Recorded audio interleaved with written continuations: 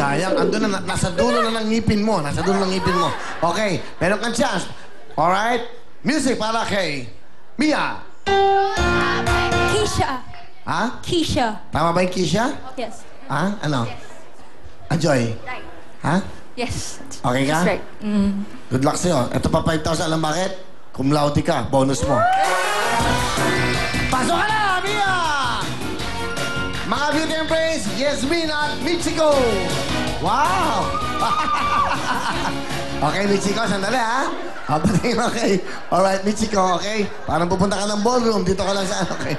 Yasmin, bati mo na, Iha. I would like to greet my De La Salle University family, Dean Gozin, Vice Dean Cruz, our President Urgiza, also my friends, Ashley Ethel, and also my bosses kung saan po ako nag-OJT, Miss Maite. Thank you for allowing me to be here. Tapos, Will, nagpapabati din pala po yung mga #1 fan niya sa Gasan, Marinduque, lalo na po yung tita ko, Vicky Laolem, Lisa Lau. Tapos po yung mga kabalin ko rin po sa Mapalacat, Pampanga, kay Tita Tars Halili, Christian Halili, tsaka po kay Edgar Halili.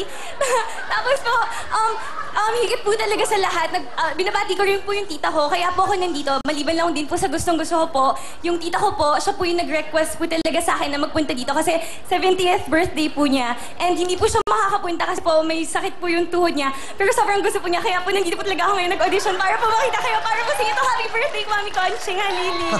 Galing ah! Pwede nga na to, TV host ah. Galing eh, non-stop. Galing mo, saka ang linis mo magsalita. Yasmin, anong course mo sa Lasal? Applied Corporate Management po. Wow.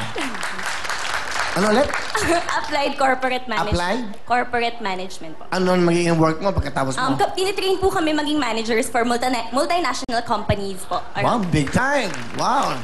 Siya naman, yung kanina cum laude, ano ka naman? Running for magna cum laude po. Kinikilabutan ako sa mga to.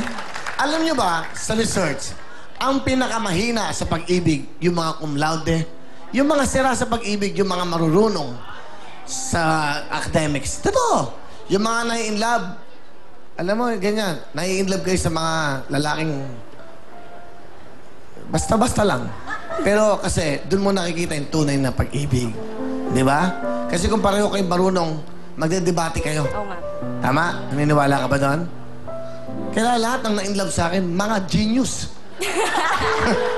Marunong silang lahat. Alam nilang mamili kung sino. May boyfriend ka ba? Yes. Wala po. Wala. Galing mo. Saan ka Lasal? Po? Saan At TAF po. Sa Maine po. Oh, Maine TAF. Wow. Maine. Pag nasa Maine ka, syempre iba ang dating mo. Wow. Ano year? 4th year po, graduating student. Hindi ka ba nababado yan? Sumali sa mga ganito? Alam mo Hindi naman? naman po. Basta po, naniniwala naman po kayo at nagbibilib po kayo sa sarili niya, wala po kayo dapat ikahiya. Ang galing magsalita, eh. No? Pwede ka sa broadcasting, di ba? Pwede siya sa Mascom. Dati po, inisip ko po yun. Pero pwede din po kung kahit nangangailangan pa po kayo ng host, pwede naman po ko. Pero hindi, magaling ka sa management. Magaling ka, I'm sure you can run a big business company. At I think, kayang-kaya mo yan. Galing. Magaling ang PR mo, magaling ka magsalita. At natutuwa ko ang kasama mo ay... Mommy ko po, ang aking huwarang na nanay, si Mommy Nora po. Mami Nora, Drake, yan lang. Yan ang shot yan, Drake. Okay lang. Gusto lang katang batiin ng maligayang Pasko sa suot mo. Kasi po, pagpasok ng September, para sa akin, Pasko na eh. That's right. Kaya nga, nanay, wow. Kasi yun Napakaswerte ang niyo po. birthday ko, September. So, pagpasok ng September, Kailan pang feeling ko, birthday niyo? September 12 po. Belated happy birthday. Alam mo, Nay, ang pangalan mo kapangalan ng superstar, Nora. Thank you. Talaga namang pangkahanga-hanga si Nora Honor eh. Tama lang bumalik siya dito sa TV5 natin. Salamat po. Nay, ano po ba, kayo po ba, if you don't mind, nakapagtapos? Opo, I graduated Bachelor of Science in Medical Technology sa UST din. Di ba? Ang father po niya, Ano po? ang father niya ay isang... Ang father niya po, taga-Gasan Marinduque, ay isang businessman po. Galing. Ilan pong mga anak niyo? 3 boys, 1 girl. Si Yasmin po ang aking bunso.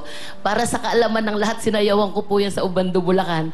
Para lang at least magkaanak ako ng babae kasi mukhang wala nang pag-asang magkaanak nung ako yung mag-40 years old na eh. So talaga pinilit kong makarating sa Ubando para at least mabigyan naman kami ng isang matalinong anak. Ilang taon po kayo nung pinanganak niyo si Yasmin? 40 years old po.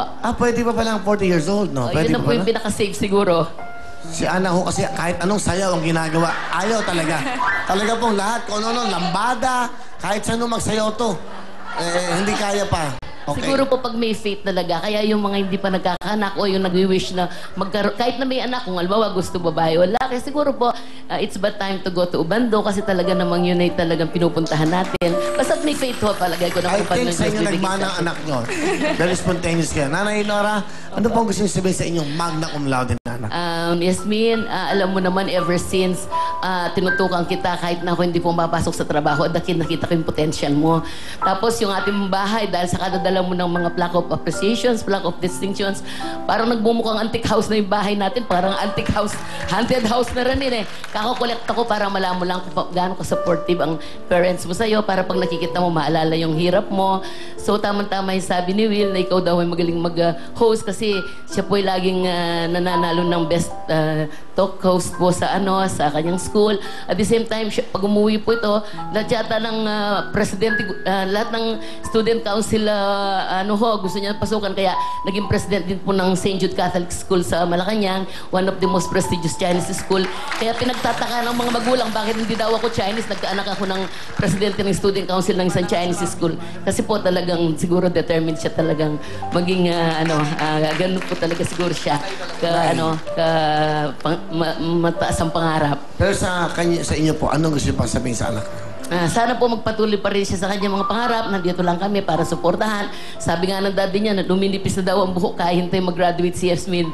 Pero ganun pa din po, nandito lang kami para tulungan siya. At the same time, sana po yung pangarap niya, yung last na talaga yung gusto niya mangyari before going to different, yung mag-apply siya sa mga multinational corporations, sana mag-graduate siya as magna cum laude para ma-achieve naman yung pangarap niya. Wow! Thank you, Nanay Nora. Maraming pong salamat. Thank you so much po and good luck po. At least, ngayon ko nasabi na kala ko pangarap lang ako nandito ako sa Will Time, Big Time. So I've met the philanthropist of all times, si Kuya Willie. Talagang mula sa bata hanggang matanda, recognize po kayo. Thank Alam you. niyo, nung bata and more ako, power po to you. hindi po ang tawag sa akin philanthropist, ang tawag sa akin pilosopo ka. Puro pilosopo. Pero kita nyo, ang ganda. Salamat po, Mami. Sa Mami mo, ano gusto mo sabihin? Mommy, thank you for everything po. Thank you sa pag-aalaga niyo po sa akin, sa mga kapatid ko rin. Tsaka, sorry kung lagi po akong late natutulog, pero para sa inyo naman po yun. Kaya naman po ako nandito ngayon, yung mga achievements ko po.